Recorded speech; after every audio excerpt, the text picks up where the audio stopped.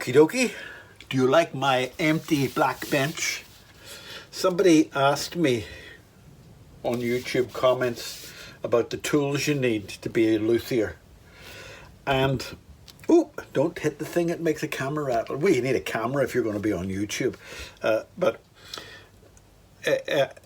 I have extremely limited space because I live in a mobile home overlooking the sea. And I'm a bachelor, so I can do this. So I've taken over half of my living room. I live on the other side, and this is my hobby workshop bench thing.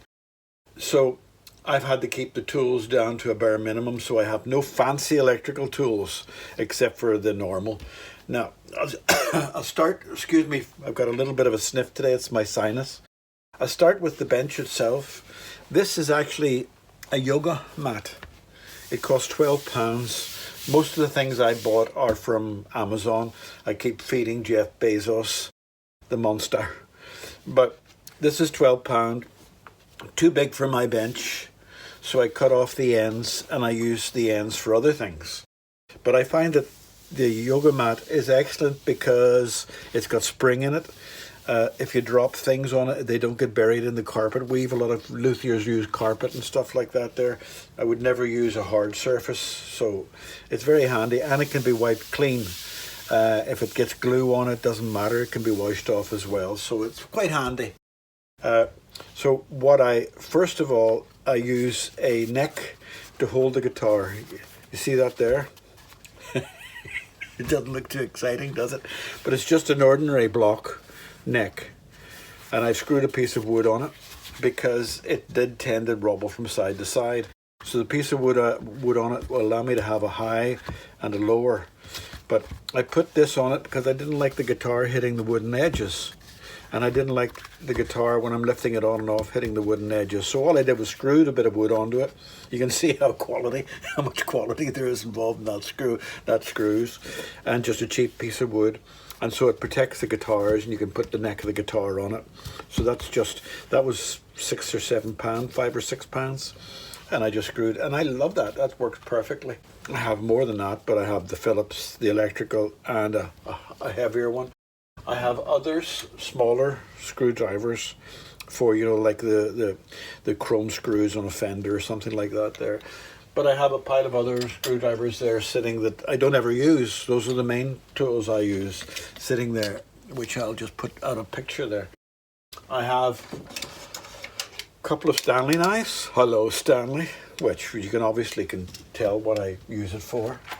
I always keep a brand new box of Stanley blades because you always need sharp blades. And I have a couple of scalpel blades and the box of leftover blades. Those are all pretty standard things. None of that's expensive. None of my tools are expensive. I have snippers for cutting strings and cutting things like that there. They're worn out, so they need to be replaced. A pair of, what do you call it, long nose pliers, an ordinary pair of pliers, a smaller pair of pliers to getting into those places, and a fret thing. I also have a couple of tweezers for getting into the little places. I feel like Edward Scissorhands. Right, and finally on the grip thing, I have a pair of scissors. I have a little brush, and I have another little brush, just this very soft one for getting into the guitar heads if you don't want to take the strings off. And I have a slightly firmer brush. But I also have these, I bought these off eBay again. You've got nylon, brass and stainless steel. They were only a few quid, and they're useful for keeping your files clean, because if you let your files get dirty, then it takes you 10 times as long to get the work done. A box full of Allen keys. I think Americans, even people in Argentina, may have a different name for them, but not only did I have those, I invested in a quality set of Allen keys as well, which were about £7 or £8 or £10 or something like that. I've actually used that big one on a neck once. Amazing, couldn't believe it myself. So I'm gonna race through this to let you see what I have, because the gentleman did ask. Fret erasers, they're cheap, the coarse, medium, fine. I don't use them for all guitars, but if you want a really high polish fret finish, they're good for it. A thing that you have to have is a measuring tool for, can you see that? It's a small measuring tool. It's got an ordinary inch and metric, but it's handy for guitar strings to check the height of guitar strings. And these are only about £3 on the YouTube on the Amazon. So it tells you about the different string heights. You put that on and blah, blah, blah. It's very handy. This, which is probably my favorite tool, it's just a little tool for pulling off the pegs at the end of the guitar. I always put something onto the pegs so I don't scratch the wood, but sometimes pegs can get very hard to pull out. This is for filing down your nut at the top of the guitar. It's a horrible little tool. I hate it. But what I normally do is I use that to get to the depth where I want to go, just before the depth where I want to go. You can get these little files on Amazon. They're called fret tools, but they're not really fret tools. They're just little files with sharp edges.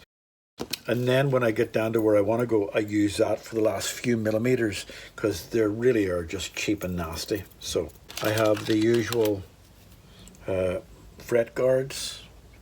As I say, everybody says, you know, amazing what you do and blah, blah, blah, but there's nothing magical about Luthier work. Common sense. I also have a little... So the tools are pretty basic too. Right, so, and I have pencils and pens, obviously. This is a great little tool that I bought. I've been using that a fair amount, but because it's very flexible, and I could take off guitar necks and things like that there. That again was only £6 or £7. So I use that a lot. That's a great little thing, that. I have a bigger saw, but it's a bigger saw. It's like a Japanese saw that I use for the harder work. It's cheap again. I can't afford to spend a big pile of money, but I try to keep them in good condition, and that goes on to the end of that, and then you can angle it if you need to. But I've used that to take off the fretboard.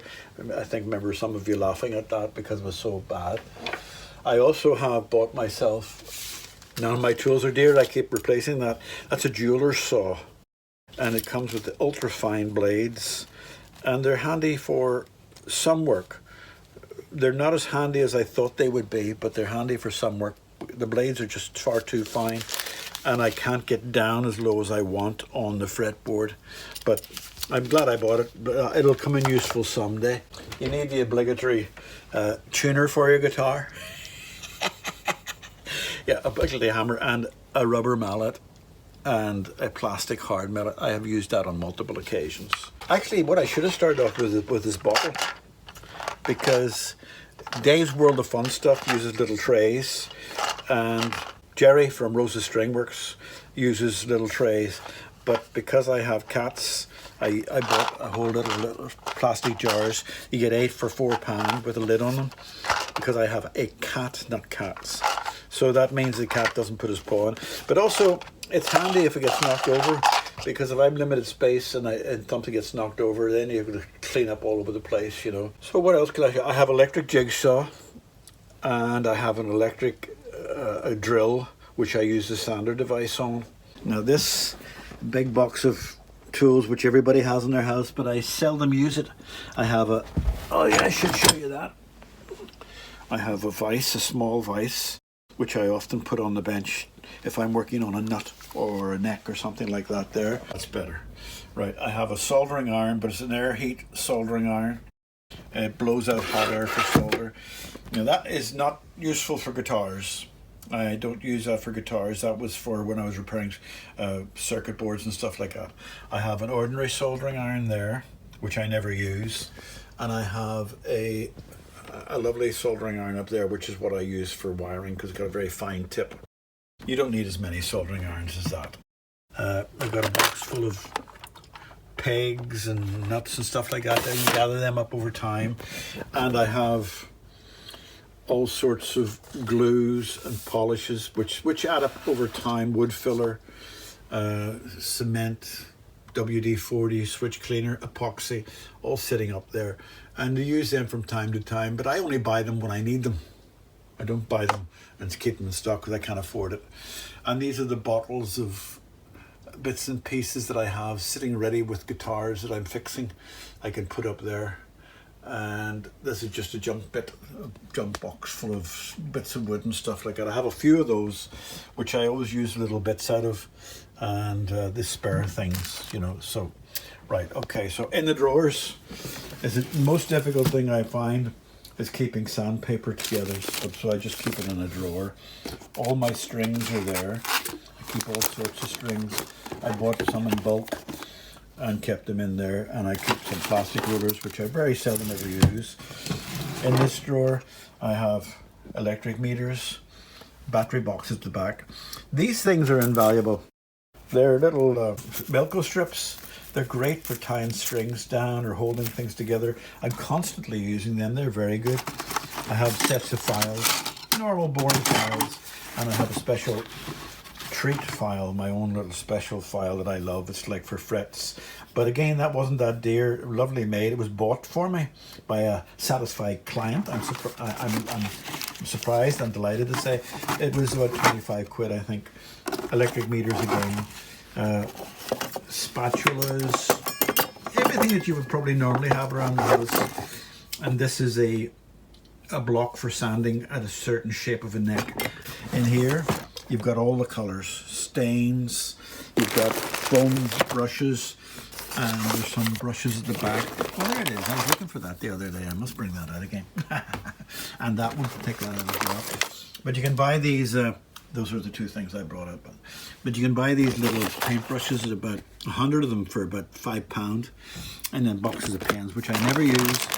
Boxes of stains, furniture felt pens, which are a godsend, and also these paint pens. I find them very useful. But don't forget, these are the bits and pieces you build up over time. This is my tape drawer where I keep sticky things like 3M stickers, things for keeping wire, gaffer tape, oh yeah, double-sided tape, copper tape, everything in there, double-sided pads. And what's at the bottom, I can't remember. Oh yes, I have a Dremel, a small Dremel. That's very handy for tightening up nuts, etc. on tuners, because you don't want to use a spanner on tuners because you damage the edge. So you can usually find that these will go over the tuner and you can tighten it quite well. That's just another box of screws. I have several of these. These screws are more for circuit boards working, and you can see I've gone daft on them. I bought them when I was working on circuit boards, and that's just a handy little toolkit. This is the Dremel, straightforward Dremel. I think it was 35 quid, probably the most expensive thing I spent. Oh, come on, open. All right, okay. Let me just open this up and don't expect your carpet. It's just a Dremel with Dremel bits. Very, very useful, noisy and dusty. And this I use quite a bit too. Let me bring it up on the bench. Right, so this is a flying video because I don't want to waste a whole lot of time. This is a digital caliper, which I find very handy for measuring strings. You got the pinch and you've got the wider, which you can measure. If you put that on, you can measure two sides, one there and one there, to see what, say for example, you want to see what width that is. You put that in there and you open it up and it'll tell you what width that is if you're going to build a little plug for it. And obviously vice versa, if you want to find out the width of that, you'd use the other side and close it on it, and then it would tell you the width of it. So it's a very handy little tool. Automatic. I think it was about 15 or 20 pounds. Again, all Amazon, because Amazon unfortunately have everything. So that's that. Yes, finally, no, maybe not. Maybe it's not finally. Let's not go finally yet. A little hand iron, which I use with no steam, but I set it to maximum, and it does a lovely job of melting the glue when you're taking a fretboard off. It does a great job. There was a fretboard that it failed to do, but that was probably on because it was epoxy. That was 12 or 14 pounds, really cheap. Drill bits. I don't like using the big drill all the time, so what I've done, I bought a set of these drills for the Bosch battery powered, and they do everything that I possibly could wish for them. So I seldom use the electric drill except for sanding. I bought all sorts of these shrink wire things. Whenever you put wires together, you just blow some, rub the soldering iron against, and it shrinks to the wire. A box of cloths. We always need cloths. White spirit and acetone. Bits of wood, which I use all the time. Bits of wood. This was my first. Well, not my first. When I moved here, this was my. I still use this from time to time because it gives me real good height. This was a neck holder. I just made out of a box with some soft foam inside it. Torch, of course, needed. The good look inside the guitars. Oh, and I do have tuner. These things are. I love these because if you're doing 3 or 4 guitars a day, you're tuning it and you're on tuning it and you're tuning it and you're on tuning it. It drives you nuts. So anything you can do to make that sped up. But this is one I made myself because some of the knobs on it are quite small and they would start smacking the sides of it. So this has got a puller for, and I have obviously a capo just to put on the strings, because when you loosen the strings in a guitar completely, you can put the capo on, you can work at the head and let the strings just sit there. You don't have to let them fly all over the show. Oh, one final thing, then I am going to go. I bought a set of feelers. Feelers were very useful. I've used them on many occasions for different things, string heights, fret heights, everything. So, very useful. Okay, I think I've finished. Always handy to have little bottles of stuff to keep in. That has got white spirit in it. That has got some acetone in it. So it saves me having to open up big boxes of that, splashing all over the place. Lots of lighting, because you need good lighting. Lighting up there, as you can see, coming down. And the lights are on above me. Oh, they're not, actually, so it's a bright day. That's the lights on above me now. Okay, I think I bored you enough. Oh, and finally, sorry, probably one of the most important things. These things. Clamps.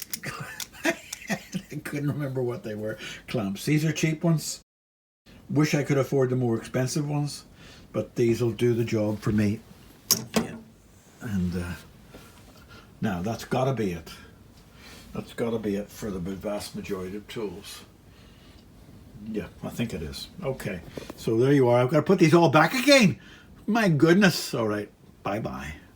If my head wasn't screwed on, I'd forget about it. 2 important things that I forgot, or a straight edge, very important. Now this is the cheapest straight edge I could find, and it does beautiful job, a good long one. Again, I'm pretty sure it was Amazon. What's that? Oh, it's a battery off my pince nez. And you need the straight edge definitely for measuring guitars, and you need this to measure the straightness of your neck. Different types of frets. There are about 12 different types of ways to fret a guitar, but these are the 2 most popular, so like Gibson and Fender, etc., etc. And this will tell you whether you have a bow on your neck, because this touches the wood and not the frets. So you can look past the frets and see if there's a bow or a bend in your neck. So it's very useful. And also what I find very useful is an ordinary 12-inch steel rule, because you get some short mandolins in and things like that there where the big ruler won't do. So that is, I can't say it's definitely it. I'm sure there's something I miss. Of course you need an amplifier and you need tuners and things like that there. So that'll be it. Thank you. Bye bye. Goodbye. Goodbye.